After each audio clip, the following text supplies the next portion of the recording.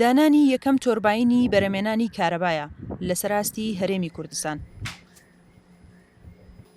پرۆژەکە لەلایەن سەرپەرشتیارانی چاڤیلاندەوە دانراوە، دەڵێن بڕی $100,000 تێچووەکەیەتی و تۆرباینەکە دەتوانێت 150 ئەمپێر کە دەکاتە نزیکەی 33 کیلۆوات کارەبا دابین بکات. ئەمەی ئێستا بەم سیستەمی ئێستا کە هەمانە توانای تقریبا 150 ئەمپێری هەیە. خۆمان چارتمان وەرگرت، چارتی بامان وەرگرت، چەند ڕۆژ با هەیە، سورعی با بڵین لە ڕۆژەکە بە پێی موسمەکان و وەرزەکان بۆمان دەرکەوت کە ینی تۆ زیاتر لە 209 ڕۆژ با هەیە لێرە، لە ساڵەکە 360 ڕۆژ 209 ڕۆژ زیاتری با هەیە. کارەبا لە هەرێمی کوردستان پشت بە وێزگەی وەبەرێنانی کارۆئاوی و غاز و مۆلیدەی گەڕک دەبەستێت، بەڵام بە درێژایی 32 ساڵی ڕابردوو نەتوانراوە کارەبای پێویست بۆ هەرێم دابین بکرێت. لە ئێستاشدا ڕۆژانە تەنها 7 کاتژمێر کارەبای نیشتیمانی دەدرێت بە هاوڵاتیان. ئێمە ئێستا ڕۆژانە تقریبن 7 سعات بۆ 8 سعات کارەبا هەیە لە گەڕەکەکەمانە.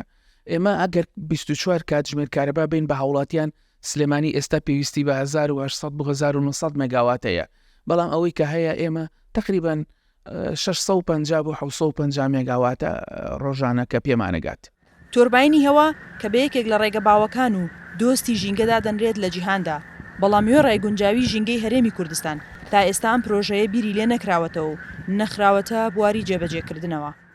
ئێمە بەشی وزەنیۆبەکان دراسی وردیان هەیە بۆ سنووری پارێزگای سلێمانی کە لە چش ناوچەیە گونجاوە بۆ ئەوی تۆ تاوەری بادابنی کە جەدوای ئابووری هەوێ لە ڕووی ئابووریەوە بتوانی سوودی لێوەربگری. ئێمە چەند شوێن و ناوچەیەکەیە وەکو سوورداش، وەکو بانی مەقان، وەکو کانی چنار، وەکو کەلاری کۆن، هەموو ئەم شوێنانە گونجاون بۆ ئەوەی تاوەری بای لێدابنرێت. ئەم پرۆژەی چاڤیلاندیش بە یەکێک لە دەست پێشخەریە باشەکان دادەنرێت. بە قسەی سەرپەرشتیارانی پرۆژەکەش دەیانەوێت لە داهاتوودا مەودای پرۆژەکە فراوان بکەن. سنوورکەری، دەنگی ئەمریکا، سلێمانی.